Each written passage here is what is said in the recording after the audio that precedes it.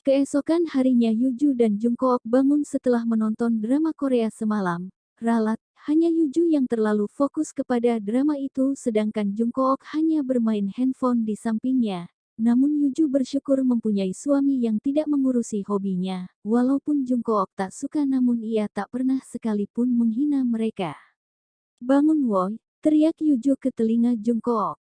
Jungkook yang merasa terusik akibat perlakuan Yuju membuka matanya sedikit. Ia melihat Yuju yang sudah berdiri dengan memakai seragam sekolah dan tengah berkacak pinggang menghadapnya.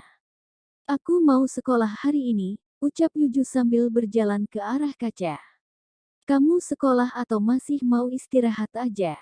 Jungkook tak menggubris pertanyaan Yuju, ia masih ngantuk dan sudah diajak bicara, mana ngudeng dia.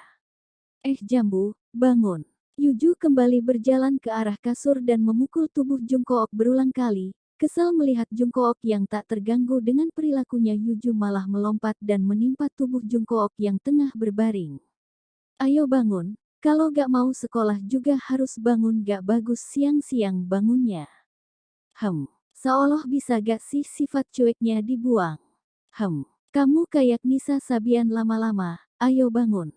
Yuju mendudukkan dirinya dan mengarahkan tangannya mengambil kedua tangan Jungkook dan menaruhnya di pundaknya seolah-olah ingin menggendong Jungkook. Ya ampun, berat banget ini badan. Kamu keberatan badan atau dosa sih? Dengan segala kekuatannya ia berhasil membawa Jungkook ke depan pintu kamar mandi. Mau sekolah atau enggak? Tanya Yuju sekali lagi. Jungkook yang masih mengumpulkan nyawanya menggeleng sebagai jawaban. Oke, gak usah sekolah, istirahat aja dulu. Tapi lo jangan sekolah juga. Tolong mas, aku udah berapa hari gak sekolah. Mas mah enak ada alasan yang jelas, kalau aku liburnya tidak jelas sekarang ini, sahut Yuju dengan memanggil Jungkook dengan embel-embel, mas. Gampang, tinggal telepon aja, gak mungkin gak dikasih, kalau dia nolak pecat langsung. Ye punya suami somplak. Sementang Holkai gampang banget tuh congor ngomong, Yuju mengambil mulut Jungkook dan memajukannya ke depan membuat Jungkook meringis kesakitan. Aku mau sekolah, kamu di rumah aja istirahat, ucap Yuju sambil melangkahkan kakinya. Namun tiba-tiba Jungkook langsung menarik tangan Yuju membuat Yuju masuk dalam dekapan tubuhnya. Ia memeluk tubuh Yuju erat, kepalanya ia letakkan di ceruk leher Yuju. Temenin gue, ucapnya berbisik kepada Yuju. Yuju terdiam akibat perlakuan Jungkook. Entah angin dari mana Jungkook dapat mengatakan hal seperti tadi kepada Yuju. Rasanya ia bukan Jungkook yang dulu, ia seperti sudah berubah dari sifat aslinya jika bersama Yuju. Apaan sih? Orang tuh mau sekolah gak kemana-mana, omel Yuju kepada Jungkook. Gak boleh, di sini temenin gue, ucapnya lagi. Yuju menghela napasnya kesal dan memukul kepala Jungkook dengan posisi masih berpelukan. Manja kamu ih, dulu waktu aku deket-deket kamu, kamunya ngehindar terus, sekarang kok malah begini sih, sindir Yuju kepada Jungkook, sedangkan sang pelaku hanya mengendikkan bahunya acuh sambil mempererat pelukannya. Setelah 1,5 jam menonton film, Yuju tak mampu menahan kekesalannya kepada Jungkook. Bukannya menikmati filmnya, ia malah terus-menerus menutup matanya erat dan memeluk tubuh Jungkook di sampingnya. Jika ia mau pasti ia akan menyumpah serapahkan Jungkook sekarang juga, namun apa dayanya yang hanya ditatap tajam oleh Jungkook saja dirinya takut. Setelah filmnya selesai Jungkook berjalan ke arah kamar mandi, Yuju yang melihat Jungkook berjalan menjauhinya langsung berlari mengikuti Jungkook. Ikut, teriaknya kepada Jungkook. Jungkook menoleh ke arah Yuju dan menatap Yuju penuh tanda tanya. Gue mau ke kamar mandi, lo mau ikut? Tanya Jungkook. Aku takut nih, kamu sih ngajak nonton film begitu. Salah sendiri penakut, ucap Jungkook sambil berjalan masuk ke dalam kamar mandi. Jungkook, cepetan dong, aku takut nih, sepi banget kamarnya, ucap Yuju sambil menggedor pintu kamar mandi dan melihat ke sekeliling. Berisik lo, ucap Jungkook sambil keluar dari kamar mandi. Jungkook kembali berjalan ke arah kasur dan mendudukkan dirinya di kasur itu. Yuju juga begitu, ia mendudukkan dirinya dengan terus menggendong Miko. Yuju meletakkan Miko di pangkuannya dan mengelus Miko lembut. Entah kenapa Miko sangat nyaman jika berada di sana, padahal baru saja ia diadopsi oleh Yuju dan Jungkook. Jungkook melihat ke arah Miko yang terlihat nyaman berada di pangkuan Yuju. Yuju yang menyadari tatapan Jungkook tersenyum jahil. Mau ngelus juga? Gak, sela Jungkook cepat. Serius nih, coba deh pasti nagih. Rayu Yuju sambil mendekatkan Miko ke pangkuan Jungkook. Jungkook yang melihat Miko di pangkuannya menatap Yuju tajam namun tetap mengelus pelan punggung berbulu Miko. Ting. Suara bunyi pemberitahuan pesan masuk dari handphone yang berada di samping Jungkook mampu membuat Jungkook dengan cepat mengambil handphonenya. Ia mendengus melihat pesan yang dikirim dari handphonenya.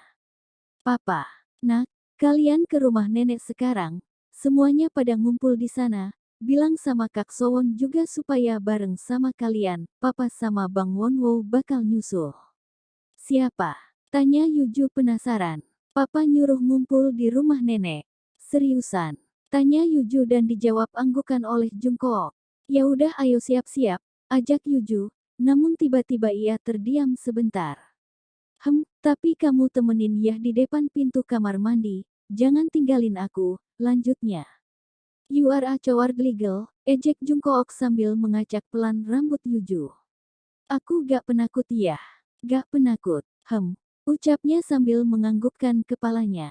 Oke, kita coba, ucap Jungkook sambil melangkahkan kakinya keluar dari kamar itu namun sebelum benar-benar meninggalkan kamar miliknya, ia lebih dulu mematikan lampu yang ada di ruangan itu dan menutup pintu dengan menguncinya dari luar. Perbuatan Jungkook tersebut mampu membuat Yuju menjerit ketakutan.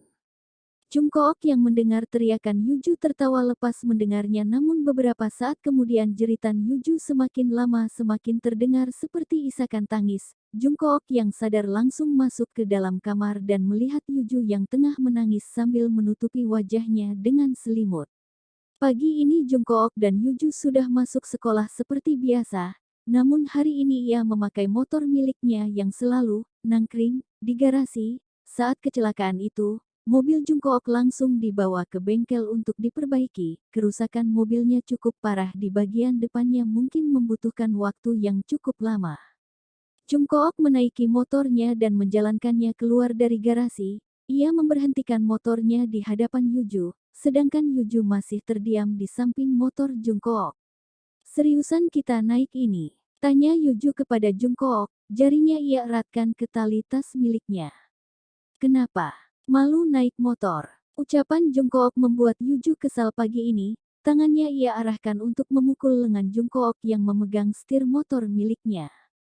Aku gak sematre itu kali, aku takut aja kamu masih belum bisa naik motor.